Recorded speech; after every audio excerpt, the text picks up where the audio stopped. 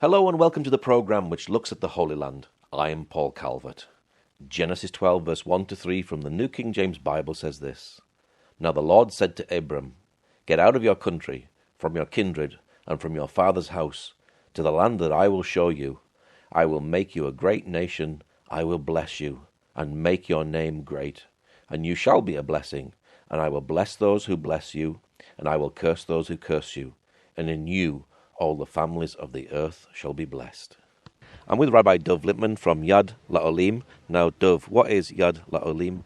Yad L'Olim is an organization that was established to be a voice in Israel for new immigrants to Israel who are the Olim, their families all around the world, and global Jewry, people who love Israel all around the world, to be a voice within the government. Once they've arrived here or they want to come here, we have access within the Israeli government to be able to help people on individual issues, bureaucratic issues, but also to work on policy issues. And it emerged through the corona travel crisis as people all around the world, I'm sure many of your listeners, were not able to enter Israel because of the corona rules, and it'll obviously, with God willing, continue way beyond that. What does Yad L'Olim mean in Hebrew? Why did you choose that name? So literally it means Yad is a hand, and L'Olim means to the Olim. Immigrants to Israel make Aliyah, which means going up. By the way, those who leave Israel, who are living in Israel and leave to live somewhere else, are called Yordim, going down. Now, this is not talking about geographic going up and down, because you can move to a place that might be higher up the topography than Israel, but it's talking about spiritual. When you move to Israel, you're having a spiritual elevation, and when you leave Israel, you're having a spiritual reduction. So the Olim are those people, and we want to be that hand to be able to give strength and elevate those people who have moved to Israel, and certainly their families and beyond. Why was the organization started? Was there a need for an organization like this? It's interesting. When I was elected to the Knesset in 2013, I thought that I was going to work on religion and state issues that were important to me, Jewish and democratic state, how to maybe heal some of the wounds in Israeli society. And very quickly we were bombarded by English speakers in Israel who viewed me as their congressman in the Knesset. A few 100,000 English speakers who live here who felt they had a representative. And my office really turned into a hub of activity for those immigrants to Israel. When I left the Knesset, I would get a handful of people a day asking me for help for things, and I would guide them in the government ministries or whatever it was. And then a year and a half ago, when Corona hit and people were literally not able to enter Israel, and there were lots of bureaucratic issues involved. So I'd have 5 people asking me a day for help, and then all of a sudden it became 15, then it became 50, then it became 100, and then it became hundreds a day of people on a few different levels. People who were stuck and trying to get in, people didn't understand the rules, and also people who wanted us to lobby the government for change. So Yad L'Olim really came out of the need of that situation, where I now have an established organization with a staff, with a fundraising apparatus, just to enable to be as effective as possible. Are there many bureaucratic issues that people face when they want to come and emigrate to Israel? There are. The process is very difficult. There are some wonderful organizations that help people on the way to getting here. As an example, there's an organization called Nefesh B'Nefesh that helps North Americans in their Aliyah process. But I do believe there are things that we can do on a government level to make it even easier in terms of the documents that are required to be produced in order to come here. I think it's very, very difficult for people. And, the people who want to move here are usually filled with great ideology and passion, and they have such a desire to be here, and then the process makes it very difficult. So on the way here, and also once they're here, Israel is a wonderful country, which I am thrilled and blessed to live here, but it is known for having a significant amount of bureaucracy on the government level, and it's very difficult when a person comes here to navigate all that. So we're talking about in the health system, in the education system, in issues of finance and insurance, and all of these types of issues. People need a lot of guidance and a lot of hand-holding once they come here. And you don't want to lose people who could actually make a real difference to the country just because of bureaucracy. Very much. One of my goals in Yad L'Olim is that, I think that most people who move here want to stay here, but that the word should get out that it's the most incredible experience, not just spiritually, not just emotionally, but just in the day-to-day of getting settled here. It could be a lot better than it is right now. Is life hard here in Israel for people who have left everything for a new life? It's it's very hard to explain to people what that is. You leave your family behind that you're close to. You usually leave higher paying jobs than you have elsewhere, and that's hard. However, when you balance that with the thrill and the blessing of living in the Holy Land, in the place where the Bible took place, in a Jewish state, the hardships you're able to deal with the hardships when you come with the ideology. So, when people ask me, is it hard? The answer is yes, it is. People ask me, do you regret it? The answer is no, not one moment of regret. And every once in a while, you have to zoom out a little bit and say, you know what? Even though there are challenges I may not have had elsewhere in the world, it's the greatest joy to be here. Now, at the moment, we're seeing in the news trouble in Ethiopia. Are you helping Jews return back to the land here? There's been an amazing process in terms of the Ethiopian Jews coming to Israel. We had Operation Moses in the 1980s, Operation Solomon in the 1990s, and Colin Powell, actually, the former general and Secretary of State of the United States, he once made a point which is so important for your listeners to hear.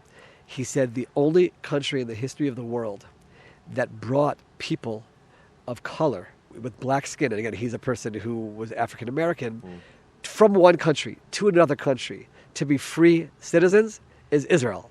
When people talk us about it being a racist country and things like that, we brought the Ethiopian Jews here to be full-fledged citizens here, and that process has been continuing. I know that in the current situation with Ethiopia, it's not just an issue of Jews. Israel does want to be a place where if there are people who are being persecuted anywhere in the world, listen, we know as a Jewish people what it's like to be persecuted, and we do want to make sure that we can be a safe haven for people who are legitimately running away from some kind of persecution. So there are efforts being made on both fronts. One is to finish bringing any Ethiopian Jews who want to come to Israel and make sure they can be here, and also to be available in case people are not Jewish but feel that they need a place to run to and a refuge, and Israel can be that place for them. How difficult has Corona been? Has it raised many, many challenges? Corona has been difficult. I don't know that we could say it's been more difficult in Israel than in other places in the world. I know that Israel is a small country, relatively small country, both physically and population-wise, 9 million people, and I think it was easier for the government to take very hard steps in the beginning to try to keep things under control. So the shutdowns were difficult. People were hurt terribly economically. The new government has actually taken a different approach with the vaccinations, of course, really pushing vaccinations and trying to find a balance of keeping things open in the country while also monitoring the health situation. So sadly, Israel, like other places around the world, many people passed away. Many people got sick and still have lingering side effects. People certainly had their businesses collapse, and the country's trying to help them with that. But I have found, when I look at the Corona situation, both in Israel and any other places in the world, I think it shows an incredible resilience of the human spirit, that despite this pandemic being thrown at us, people find ways to persevere and get through with God's help. And Israel is certainly an example of that as a country. Now, you're originally from the US, so you've been through the experience of moving to Israel. Are you gleaning on your own experiences? There's no doubt about it that anybody who moves here can definitely look at their experiences and try to help other people based on that. There's no doubt about it. I have to say that, thank God, our experience, I moved here with my wife and 4 children, was relatively smooth. But I do remember the longing for my family. That I do remember. We had jobs and we worked ourselves out and we had a home to live in. But I used to live, just a few minutes away from my parents and siblings, and now all of a sudden you're by yourselves. And part of what I want to do with Yad L'Olim is for people to feel that they're not alone, that there's someone they can turn to for anything at any time, and will deal with you with love and care, because we do know what it's like to move to another country by yourselves. And by the way, I know the flip side. I know what it's like for our families abroad to be separated from us, and specifically now during Corona travel, what it means if they can't come to Israel and be with their loved ones. So there's no doubt that personal experience plays a role, and all of the people who are working for the organization have gone through the Aliyah experience. Are you seeing change lobbying in the Knesset? There's a real difference, thanks to our voice, real tangible issues, both in terms of the current policies about entry into Israel, where we're working very hard for those rules to change for the benefit of immigrants to Israel, their families, and global Jewry for sure, and those from around the world who want to come into Israel. But there are also, I'll give you an example of policies that we're working on. If you call a government ministry and they say press 1 for Hebrew, press 2 for Arabic, press 3 for English, The person that you press 3 for English is just an Israeli who thinks they know English. So we're making progress within the Knesset on trying to reach a situation where government agencies, the HMOs for the health insurance, they all have native English speakers so that people can actually get the help they need without suffering through the language barrier. That's just one example. And there's a real listening ear within the Knesset and the government towards these issues. We have a fantastic Minister of Immigration and Absorption now. Her name is Penina Tamanu-Shata. She's an immigrant from Ethiopia, actually, and she certainly went through the hardships of moving to this country and very much wants to make things easier and more smooth for people. What motivates you to do this work? We're blessed to live in the most incredible story in world history. Biblical prophecies are coming true in front of our eyes. I'm sitting here with you and I look around and I see greenery in Jerusalem. That wasn't here 100 years ago, and that's prophecy that says that the time will come when the land will reflourish again and the people of Israel will return from exile.